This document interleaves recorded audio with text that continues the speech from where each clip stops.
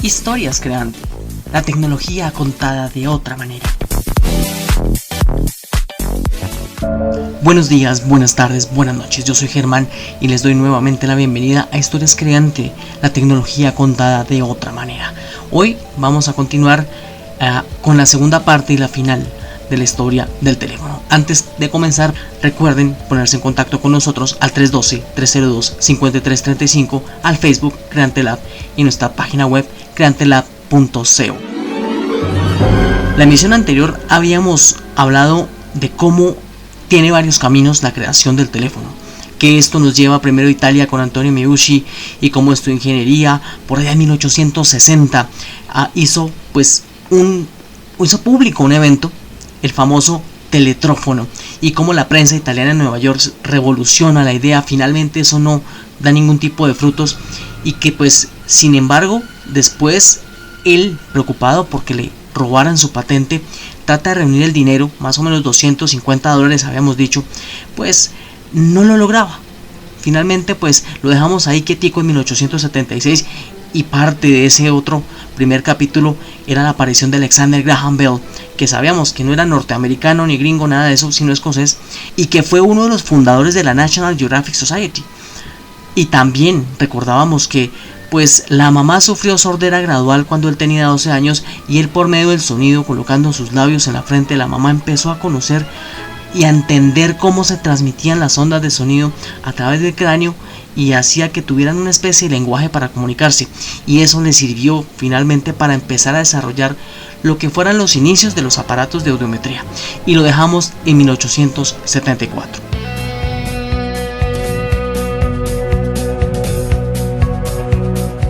Para 1874, el trabajo inicial de Graham Bell con el telégrafo armónico ya estaba entrando en su consolidación. Tenga en cuenta que estaba el tráfico de mensajes telegráficos y se estaba expandiendo este tema bastante rápido. El presidente de la Western Union, William Orton, se había convertido en el sistema nervioso del comercio, justamente, pero de todas maneras este sistema se estaba viendo un poco corto, y es aquí donde empezamos a cruzar las dos historias de lo que es Antonio Meucci y Alexander Graham Bell. En Facebook, Creantelab.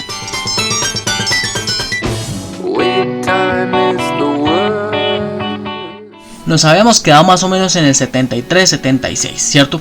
Mire, cuando estuvo el recibido de patentes de Antonio Meucci, el hombre vuelve a empeñarse a demostrar el potencial de su invento. Ya retomamos a Meucci y dejamos a Alexander Graham Bell, pero es que estos dos ya se nos van a encontrar. Resulta que el hombre quiere patentar el potencial de su invento. Por eso el hombre ofrece la demostración del telégrafo parlante, sí señor. Y había un empresario, Edward B. Grant, vicepresidente filial de la Western Union Telegraph Company. El hombre estaba ahí, y cada vez que Meucci trataba de avanzar le decía que no. ¿Y por qué no hacemos que no? Que entonces mañana, que tampoco. Entonces finalmente no había un hueco para que él demostrara su patente. Así se le fueron 2 años y Meucci pide que le devuelvan el material. Para ese momento dicen: ¿cuál material? Aquí se perdió, aquí no hay nada. Ni registros, ni máquina, nada.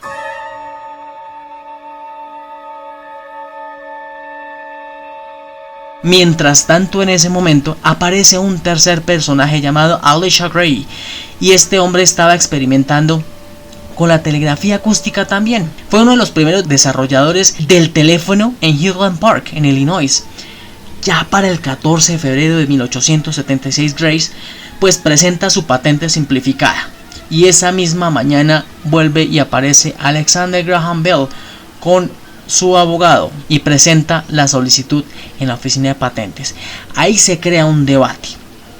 Finalmente, quien gana la patente viene siendo Alexander Graham Bell, y esa patente es la patente 174.465, emitida el 7 de marzo de 1876 por la Oficina de Patentes y Marcas de Estados Unidos. Hasta ahí, justamente, Antonio Meucci, que era el primero que estaba trabajando en el tema, se quedó sin nada. Búscanos en internet, creantelab.co.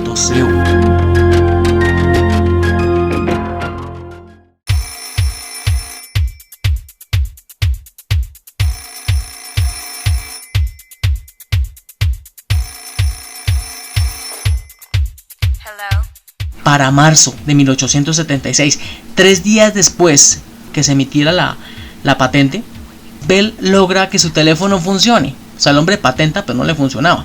Al otro ya le estaba sonando la flauta y no lo dejaron patentar. Y pues finalmente usa un transmisor líquido similar al diseño que tenía Gray. Y bueno, para el 76 Graham Bell pues registra su patente, como venimos diciéndolo, que no describía el teléfono. De hecho es que ni lo mencionaba. Cuando Meucci, que vivía cerca de Nueva York, se entera, pues le pide a su abogado que vaya y reclame las oficinas. Finalmente eso no sucede y hasta termina demandando a su propio abogado. O sea, todo estaba jugando en contra de Meucci. Después se hace una investigación, mucho después, que evidencia un delito de prevaricación por parte de los empleados de la oficina de patentes de Graham Bell.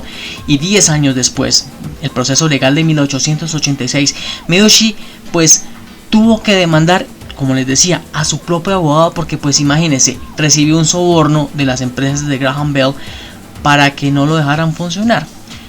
Meucci fallece y jamás vio la gloria ni el reconocimiento mínimo de todo lo que hizo y todo lo que inventó. Además es que vea el tema, el hombre no tenía la plática para hacer las cosas, el hombre no hablaba muy bien el inglés y el hombre era pues bastante tímido y bastante huraño de alguna manera, y eso pues imagínate, pues tampoco es que ayude en el mundo de las ventas.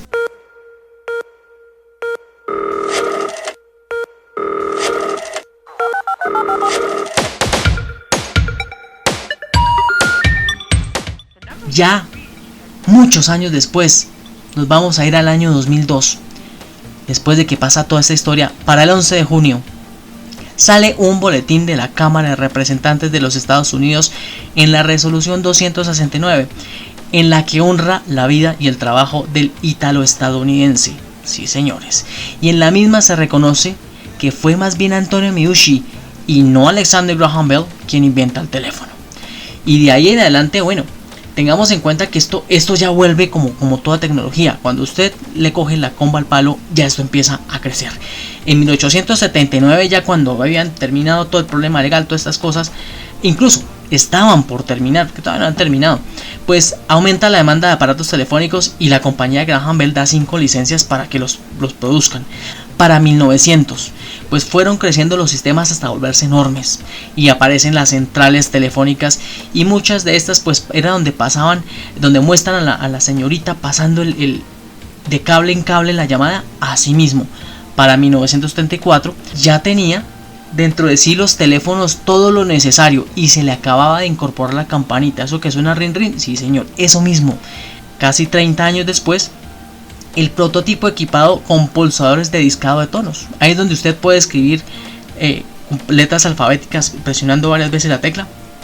Asimismo, durante la década de los 70s y 80s del siglo pasado, las centrales telefónicas se transforman, se vuelven digitales, computarizadas y empiezan a ofrecer catálogos de servicios agregados, como eso que le decía a uno, que el teléfono que está marcando está ocupado, la línea está desconectada, está dañada, todo ese tipo de cosas, su línea se desocupó, todo ese tipo de cosas. Y aparecen los primeros teléfonos inalámbricos. Para 1990 empiezan a aparecer los primeros celulares y el desarrollo se dispara, así como la telefonía móvil. Para el 2010 pues siguieron avanzando, pues más pequeños, de mayor alcance, ya tienen cámara, música, aplicaciones, los celulares son táctiles, redes sociales, chat y todo lo que conocemos. Y en la actualidad pues están desarrollando teléfonos móviles hechos con grafeno. ¿Y qué es el grafeno? Una sustancia compuesta por un carbono puro. Estos son átomos organizados con un patrón regular hexagonal, parecido al grafito, haga de cuenta. Pues el material es casi transparente y es 200 veces más resistente que el acero actual, y es flexible y es más ligero que el aluminio. Y así van a ser los próximos teléfonos que vamos a tener.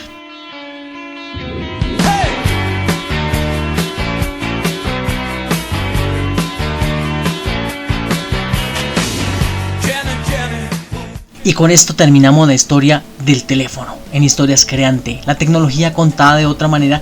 Recuerde ponerse en contacto con nosotros al 312-302-5335, a nuestros podcasts o servicios, también al Facebook Creante Lab y a nuestra página web creantelab.co. Gracias por escucharnos, yo soy Germán. Nos escuchamos en 15 días con la próxima emisión de Historias Creante desde la virtualidad. Por si no nos vemos, buenos días, buenas tardes, buenas noches. Hasta la siguiente emisión.